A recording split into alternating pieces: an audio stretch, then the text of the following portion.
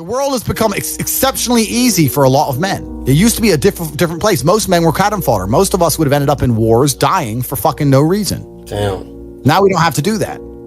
So because we don't have to do that, men think it's okay to just become comfortable now. You're not supposed to be comfortable. You were never evolved to be comfortable. You're supposed to be uncomfortable. Right. And if you make yourself uncomfortable constructively, it's very easy to be anything you want. You talk about GTA, Grand Theft Auto. I know the game. I used to play the old one on the PlayStation 1 when I was a child. Which one? I haven't played any. Which one? You talk about San Andreas? Very first one. Vice City, GTA 3? Yeah.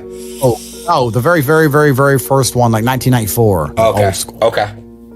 But I've never played any of those games, but I find it amazing that people will sit there and spend all their time upgrading that character, making as much money as they can, getting the best guns, getting strong, getting some hoes, meeting important people, getting the best car. They'll do all that in a game, but they won't do it in real life. I find that incredible. Like my life is GTA. I don't need to play a game for GTA. If I want a gun, I'll fucking buy it. If I want a car, I'll fucking buy it. I want a bitch, I'll get her. It's me. I am GTA. I don't see why people play the games. They play the games because they're scared of loss. Because if you die in the game, you get another chance. If you lose in the game, you get another chance. In life, you get one shot. Damn, that's... But if you get some balls, that's what life is as a game. That's what life is as a man. This is one big video game. You get to upgrade your character. You're not born with any value. All these women that you just put me on with are born with value. They're pretty already. They're gorgeous already. They're good looking enough. Even if they're a 5, someone's going to give a shit they exist because someone wants to fuck them. As a man, if you don't make yourself valuable, you have no value. You have to get up and do it. Just like a video game, you start with fucking 0. You have to decide if you want to complete it. You have to upgrade your character. So I find it amazing that men are going to play video games and fuck about and waste their time instead of upgrading their character. Everyone knows what to do. You know what you have to do. You're right. If you had to become the most dangerous, intelligent, respectable man on the planet, you know you're supposed to go to the gym. You know you're supposed to train, learn how to fight. You know all these things. You don't do them. That's your decision. It's your prerogative. I didn't make that choice. I made the choice to do it all. I decided all of it. And every single man watching this can do the exact same thing, which is why I have very little pity. When I do these streams and people think I'm arrogant or I'm rude to people, or even to you earlier when I was making jokes and I've been joking with the girls, You're saying good, drink the soy latte. I'm not, yeah. Of course, and I know we're only joking, right? But the point is, that's a conscious decision you made. I would never make fun of someone who hasn't got a choice. I wouldn't make fun of someone born with one I arm. have a choice, though. But if you've made a fucking decision to be less than you should be, then I believe you should be mocked for that decision. I agree. I feel like, yeah, because like you're not living up to your full potential. Like it's your choice to basically not live up to your full potential.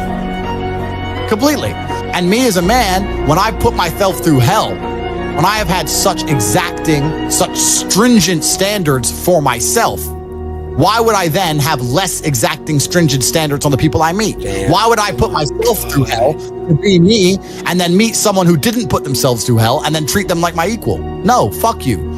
I suffered when you didn't. So you're not my equal because you decided not to suffer. You have enjoyed comfort when I haven't, and that's fine, but don't expect me to look at you as my equal because you're not. I'll snap your fucking neck. Andrew, that's the world. Andrew, I have like a lot of friends around me. They're like good friends. Don't get me wrong, like they're real friends, but like they're incredibly like lazy and they have so much potential. Like they can be big, they could be getting rich, all this shit, bro. But like they choose not to. So, but it's really hard because I love them. They're my friends, and I came up with these guys, and they're so entertaining. I love them. They're my brothers, but like, I understand, but you have to. But there's something that's always kind of confused me.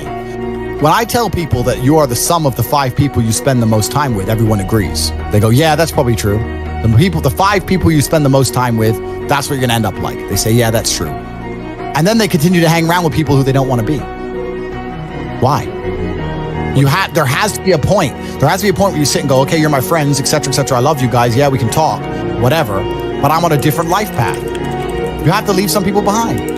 You wouldn't want to be, if you were to come hang out with me and you were in a room with me and my 5 friends, you'd feel self-conscious. You're right. You don't feel self-conscious with your friends. Because you only surround yourself around people that are on like your level of like. I'm with killers. We're fucking monsters. If you were to come hang around with me and my crew, you would be self-conscious, and that self-consciousness would motivate you, or they would certainly instill the discipline required for you to change. You don't feel self-conscious amongst your peers. That's why you don't change. If you were to get in a room and you're the only person who ain't a fucking monster, you'd want to become a monster. That's life. That's humanity.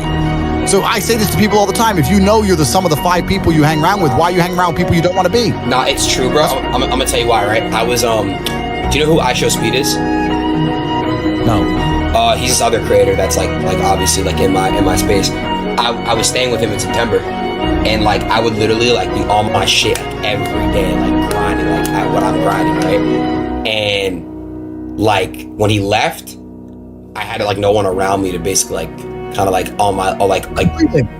So it shows. I get it. Yeah. And that's why I live in a competitive environment. I live with my brother, my cousin. I live with men. We have a big house. We could all afford fucking 10 houses each. We live together on purpose. If my brother does 500 push-ups, I ain't going to be the bitch at the house. I ain't going to not do them. Right.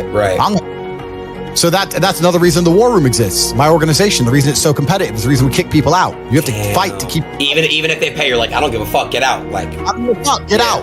I'm out. It doesn't matter. Everyone pays to join. You get kicked out anyway. You have to fight to keep your place. That's the whole... Damn. That's because that's how life was. If we were still in the animal kingdom, the lions that you see on TV, they weren't just born big lions. They had to fight other lions. They had to fight to get that antelope. They had to fight other animals, hyenas, jackals. They had to fight to be the boss. We live in a comfortable world now where people think, oh, it doesn't matter. But you know what? To some degree, it does matter. It does matter, and I'll tell you who it matters to. It matters to your soul, and it matters to God. I stand in the mirror with a pure heart.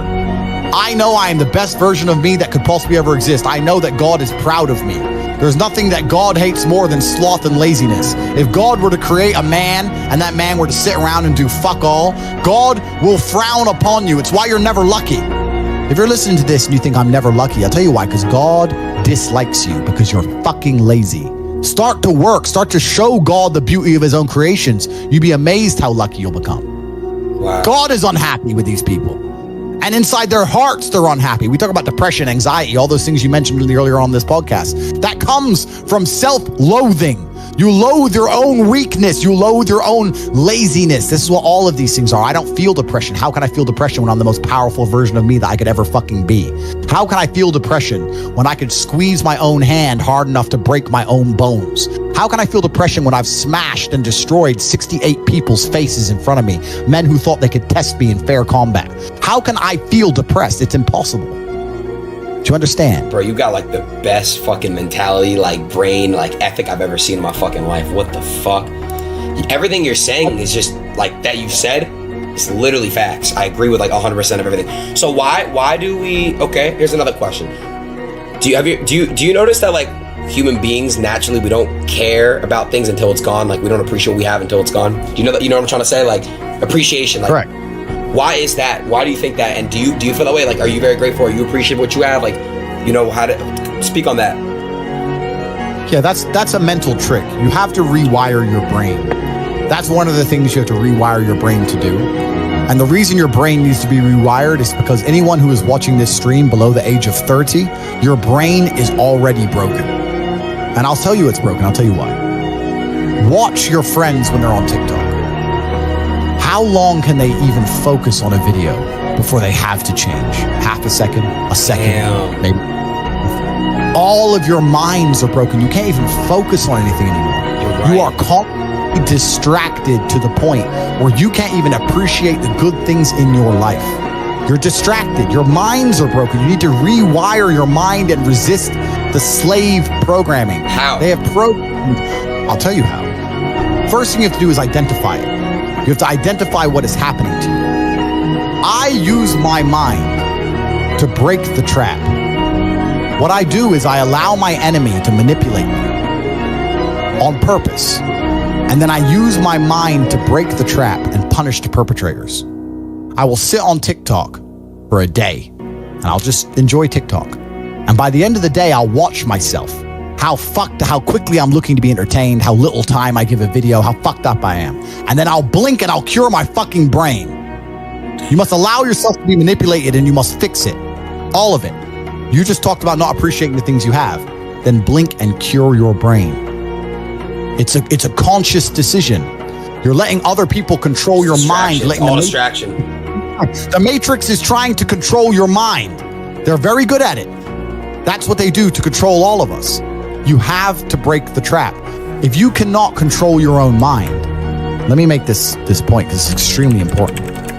If you cannot control your own mind, then you are just a feather in the wind of life because your own mind is the only thing you can control. You can't control the weather. Right. You can't control other people. You can't even control whether your heart stops beating. You might have a heart attack tomorrow. You can't control anything besides what you think. If you cannot control your own mind, then you go through life with zero control, zero influence. You can't control anything. You're just a feather in the wind, waiting for life to blow you from happy place to sad place to happy place to sad place, completely hoping on the gods to be fortunate to you, because if any genuine discomfort comes your way, you're fucked. It is trained.